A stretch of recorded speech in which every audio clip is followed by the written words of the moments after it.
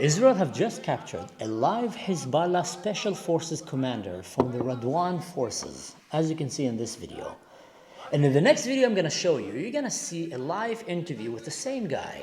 And let's just say, boy, what he had to say was eye-opening.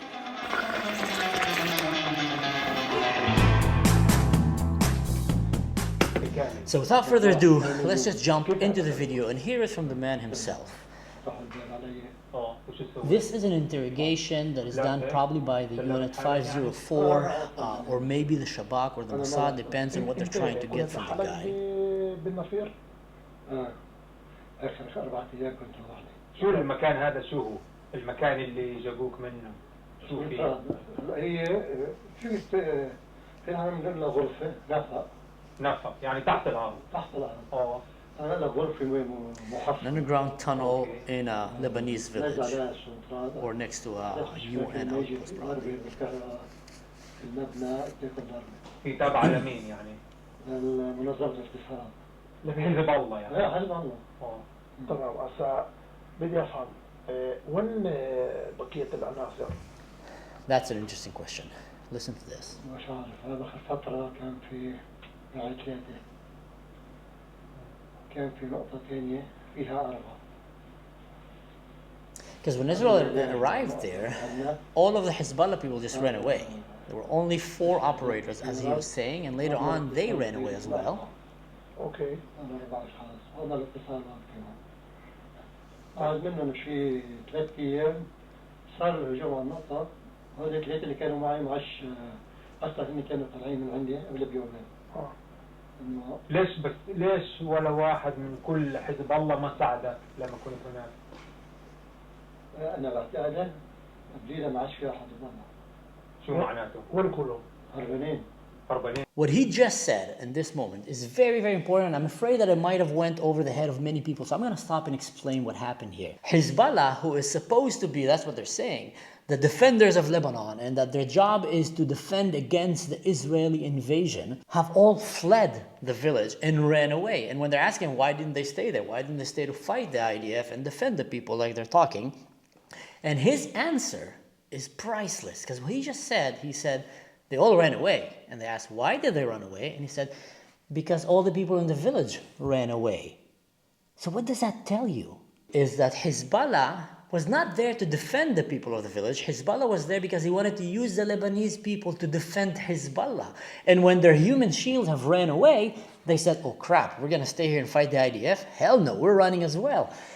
Doesn't that remind you something? Maybe the same tactic that Hamas was using the people of Gaza as human shields. Hezbollah has literally admitted that when the people run away, they run away because they're not there to defend their people. They're there to use their people as human shields. And that's why they put their bases in villages, in schools. That's why they put their bases just next to a UN outpost. They're using whoever can be used as a human shield to cover for their crimes. And when these human shields run away, what do? They run away. Now let's keep hearing what the guy had to say.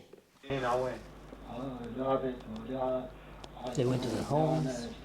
شردوا يعني كل حزب الله شردوا. So all of them ran away? أغلبيتهم شو؟ كلهم. Everyone ran away. غارة هو مسؤول البقعة نائبه كل واحد أخذ القرار لحاله وشرد ولا كيف؟ من الأساس كانوا شاردين. So he's asking it, so they all decided by themselves? Was that a command? Like, let's say to retreat. You know what? We see that we're going to lose. Let's call our forces to retreat. Was that a strategic command or was that a personal decision? And he's saying it was a personal decision. They just start arguing with each other and they all ran away. The moment that the villagers ran out, because Israel came and warned them, get out of here, it's going to be a war zone. We don't want any innocent civilians to be killed in Lebanon. So when the Lebanese ran away, what did Hezbollah do? They ran away as well. Once they don't have human shields or hostages, they're worth nothing. They cannot stand against the IDF. They're cowards. They're just running away, as this guy is admitting right now in this video. ليش يقللهم يعني ولا كيف؟ لا عشان أول صار كان في عندهم خلافات بين بعضهم. احكي لي شو كنت غضبان. بس ليش شردوا فعلا؟ والله ما بعرف. لا أقول الصراحة يعني أنت بتعرف ليش هربوا؟ بلغة حزب الله اللي هي الدين. إنه إيش؟ اللي هي الدين. شو معناه؟ That is very interesting. He asked him, so why did they run away? Tell us in your own language. And he said, you want to hear it in the language of Hezbollah? And they said, yes. And he says, they had no faith, lack of faith. Now, this is a very important key point that many times Western media choose to ignore deliberately or not deliberately. And they try to make the conflict look like it's a conflict over land, over occupation, over all kind of slogans that they like to use, apartheid and I don't know what, oppression, aggression. The real reason that this conflict is happening is a religious war. Hezbollah is a radical religious organization, a radical Muslim religious organization, and their war is against the West. It's a religious war. It's not only against Israel. Do not be mistaken. Israel now, tomorrow is America and Europe, not even tomorrow, it's already happening right now. It's a religious war. And when I was in the academia and I was studying the history of Islam and the religion, I had a Muslim professor, very well-known Muslim professor. I'm not going to say his name, but he was teaching all of the students in the class about the conflict and the problem with Islam and etc. And he was trying to portray it as if it was economic, geographic, and all kind of other reasons, but he did not say religious. So I came to him later on after the class and I spoke to him in Arabic and I said, Ya Ammi, why are you lying to these students? I mean, they're all Jews and Christians. They don't know, they believe you, but we both know it's not over territory, it's not over land, it's a religious war. They have a religious calling to convert the entire world into Islam and enforce Sharia law on the entire world. This is literally what the Quran says. The Quran is dividing the world to basically two parts. Dar al-Salam and Dar al-Harb, the house of Islam and the house of war. And what the Quran is saying, what the Prophet and all of his warlords were saying, we don't go and we conquer the world. They don't use the word conquer. They use the word futuh, which is in Arabic means opening. So the way they're looking at it is the world, any place in the world that is not under Sharia law is the Dar al-Harb. And that place is in darkness. And we need to come and open their eyes to the light of Islam. So that's the terminology that they're using. And this man is here, who's probably more religious than other commanders in that special forces, came and said they were not really religious. They were lacking faith. And that's why they ran away. And that's why he stayed, because he was really a zealot and a believer in the cause of radical Islam. هذا السبب يعني؟ Mercenary, they just came for the money. That's what they say. يعني بشكل عام. شو؟ أكيد طبعا خاص. إذا حسب رأيك أغلبيتهم يأكلهم شردوا؟ قول لي بصراحة كل المناطق اللي انتوا اشتغلتوا منها هي كلها تابعة لحزب الله في جنوب لبنان صراحة كون صريح يعني لازم بشكل عام حزب الله الأماكن اللي هي اشتغلت منها تابعة إلها كلها أكيد لا. شو معناته؟ يعني لا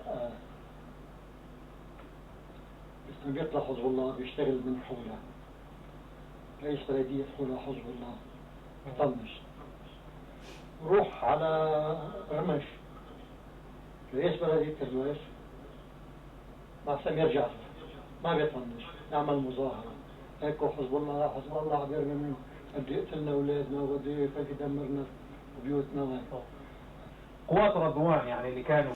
So let's stop and explain this, because I think that maybe many people don't understand what was asked here and the importance of that question and the answer that he gave. You see, Lebanon is a Christian nation, was a Christian nation. When the French gave Lebanon its independence, the Christians in Lebanon, which were a majority in the northern part of Lebanon, came and said, we want to start our own Christian Arab nation. And the French gave them that. Now, the Christians did a terrible mistake, and they basically allowed the people from southern Lebanon, which were Shia and Sunni and Palestinians, to come and join and create the big Lebanon. And what happened is once Islam joined that coalition, Islam started taking over Lebanon. The Christians there were living very peacefully with the Druze, but once Islam, radical Shia especially, Iran jumped on that train and made Lebanon its own terrorist base. And they started Hezbollah.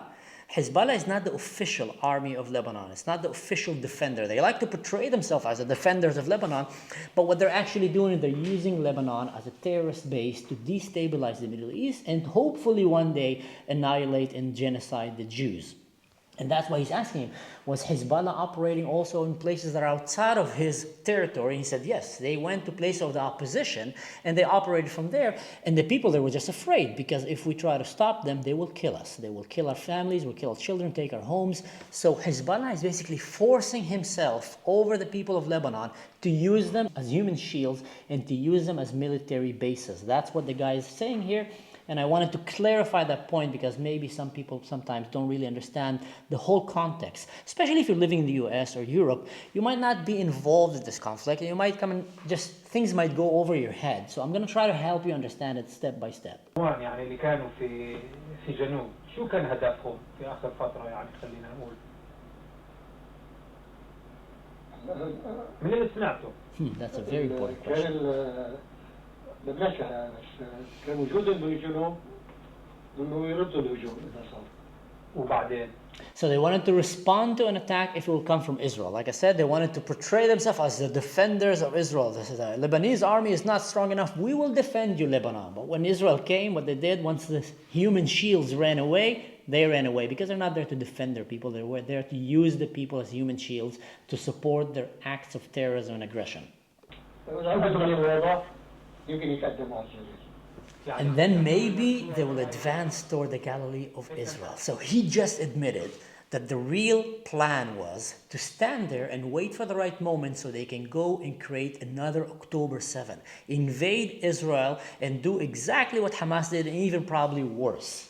And that's the reason, by the way, for anyone who's asking, wondering why is Israel invading Lebanon, is to push that threat away and to eliminate that threat, which involves disarming, dismantling, and destroying Hezbollah and destroying the capability of Iran to keep supporting their terrorist proxies in the Middle East, in Lebanon in that case, so they can do an October 7 on Israel. In general, they're not only planning on doing October 7, so they can genocide the entire Jewish nation from the river to the sea, as many college students in the US like to endorse that slogan. هدفهم كانت مخططة بيقول لك لانه اذا صارت وين بس فعلا يعني شو اللي صار؟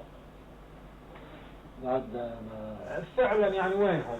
بعد ما اغتالوا السيد حسن ما عادش بين حدا. All right, that was a key point as well. He said, so what happened? Where are they? And he says they just all ran away after the assassination of Nasrallah. And this is a very important lesson for the West. And I feel it's very important, especially for the Kamala and Biden administration, who seems to always try to hold Israel from actually stabilizing the Middle East. When you're fighting terrorism, when you're fighting radical Islam, the moment that you take down the head of the organization, the leadership, the body falls apart and just scatter. That's what happened with ISIS. That's what happened with many, many terrorist organizations. So these soldiers, Hezbollah, have received probably the deadliest blow that I have received in the entire history of that organization when Israel decided no more, we know what they're planning in October 7, number 2, and they went and took down Nasrallah and took down all of his command system with the pagers, with the airstrikes, with the special forces raids, and etc., and etc. And what happened is Hezbollah was just shocked. They were just blown out of their minds and they started getting obliterated step by step. So they all started scattering, running away. And Hezbollah right now is wounded, is gravely wounded, is on the run, is scattered, don't even know how to communicate because Israel and the Mossad have taken down their communication system. And this is the key moment. If you ever want to defeat Hezbollah, if you ever want to defeat a terrorist organization, you need to keep with the momentum. And that's what Israel decided to do. We're going with that momentum. But for some very interesting reason, the West keep trying to hold down Israel from completing that mission. Now, why would America and Europe not all rally behind Israel, knowing that Israel is fighting a terrorist organization that have kidnapped an entire Christian nation and made it a terrorist base? Lebanon is probably one of the most beautiful countries on earth. I've been there. I'm not going to say how and where, but long story short, in Lebanon, you can basically ski in the snow and in an hour and a half surf in the beach and just enjoy the beautiful beaches. It's a beautiful country, and it used to be a very beautiful, liberal, tolerant country that had Christians and Druze living in harmony until Islam entered Lebanon, and until especially radical Islam started taking Lebanon, and Iran have made Lebanon into a terrorist base. So Israel is now have managed to mortally wound the evil forces that have kidnapped Lebanon. And instead of rallying behind, it says, go Israel, go, we're going to go with you, we're going to back you up, you know what, we're going to give you the green light and support you. They're all trying to stop Israel from destroying Hezbollah. Why is that? That's a very interesting question that I want to leave for you to try to think about. Another interesting question you need to think about it, how come did Hezbollah and Hamas, all of them knew that they can trust Western media to be their best ally? How come they knew that once it was literally in their strategy? We're going to go, we're going to attack, we're going to try to kill as many Jews as possible, we're going to kidnap people, run back and hide and use our own people as human shields, and then we just need to wait because the IDF is going to come and try to rescue these innocent people. But what we do, if we use our people as human shields, what's going to happen? CNN, New York Times, AP, all these ridiculous propaganda news outlets are going to jump right in and try to defend us and try to save our necks and rescue us. How did they know that they can trust these guys?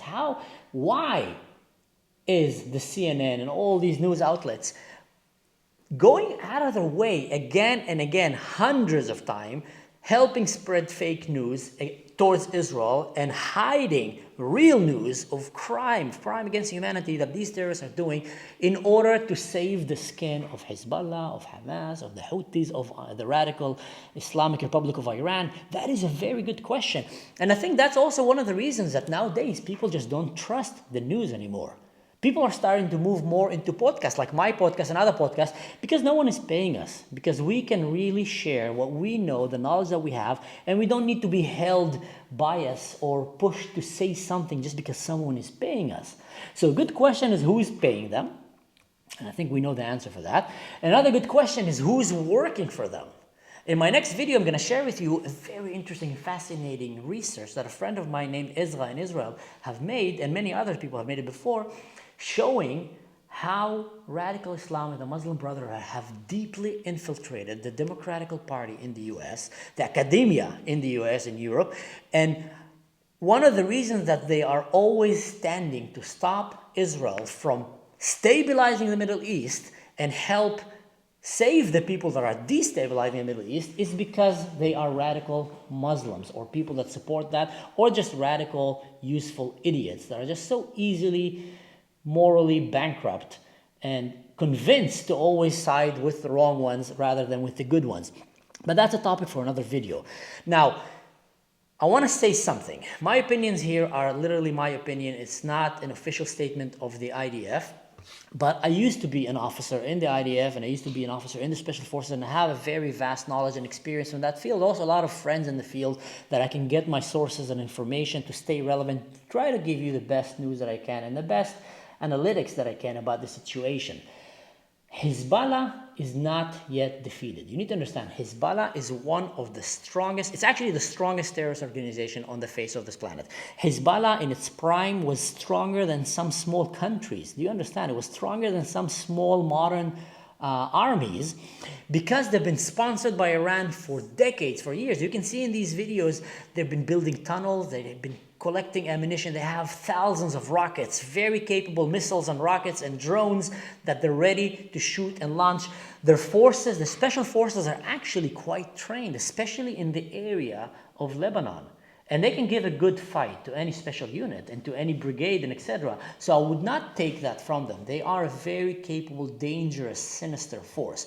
But one thing you need to know about the forces of evil is when things start going bad, they tend to surrender and run away. They tend to try to save their skin because, and here's the difference.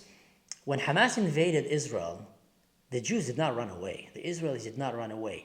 Men, women, children, teenagers went out of their homes and started fighting back. The people of Israel did not run, did not cower. They went and they faced the challenge and they fought to the death. We're talking about civilians, individual people, special forces, special units just went there without thinking about their safety. It kind of reminds me of what happened in New York in 9/11. All available boats. This is the United States Coast Guard aboard the pilot boat New York. Anyone want to help with the evacuation of Lower Manhattan? Report to Governor's Island. When that call came on the radio, they were coming. When you saw these firemen and these people and these boats just going towards the falling towers rather than running away from them, going to save humans' lives. And that's what happened when you have a moral society, a moral country, where people have strong ethics and morals. They will go and they will fight until the end to stand for what they believe in, for the good. But when it comes to these radical Muslims, many times once you start beating the crap out of them, they just surrender, they start running away and disappearing. And I think Israel have the moral obligation towards the citizens and toward the Middle East to go and finish the job. And I tell you even what, the people in Lebanon, the people in Syria, the people in Jordan, the Arabs in Israel will all be thankful. I'm talking the peace-loving Muslims, Christians, Arabs, doesn't matter what, they will thank Israel for doing what they're doing because they know how terrible it is. And even more, the people of Iran, if finally the West will decide to go and finish that clown show that is happening in Iran with the Ayatollahs and how they oppressed and kidnapped their own country, the people of Iran will be thankful if the West will wake up and start taking action to really combat the forces of evil rather than try to hold the good guys who are fighting the forces of evil. So to finish, let's hear it from the official spokesman of the IDF, Daniel Hagari, which by the way was a former Navy SEALs officer, Shaheed 13 in Israel, and he strikes me as a very honest and decent man who is genuinely trying to say the truth and share true information. So let's hear what he had to say about what's unfolding right now in Lebanon. אנחנו נמצאים פה בכפר שהצוות קרב החטיבתי של גולני כבש את הכפר הזה. בכיבוש של הכפר הוא תפס פה מחבלי חיזבאללה מכוח רדואן, כולל מפקדים, הרימו ידיים. אנחנו נפרסם את הדברים האלה בהמשך. אני רוצה שתראו את אמצעי הלחימה שגולני מצא. So as you can see, Israel have already captured several more special forces from the Hezbollah, including officers who just surrendered. And if you ask me, we're going to start hearing more and more about Hezbollah operators who are surrendering and coming to Israel. And they're going to be giving us a lot of very interesting information. I will try to keep you updated about anything that I hear and try to bring my knowledge and wisdom to help you understand what is really happening in the Middle East and what is really happening in this conflict between Israel to the forces of radical Islam and terrorism. But until then, guys, I hope you enjoyed today's episode. I'll be trying to monitor these events and whatever further interesting development that is happening, I'm going to try to bring it on and explain it in a user-friendly way so people back home can understand. I would highly appreciate if you can go and do the like, share, subscribe, the whole shebang. And if you want to find a direct way to support my work, to help me keep doing these videos for you, because after all, I am doing this out of my free time and for free, you can go and check my Patreon where you can find direct and practical way to support me so I can keep doing this work and keep bringing these videos for you. Stay safe and don't do anything stupid. And in general, just don't do anything that I would do. See you next time.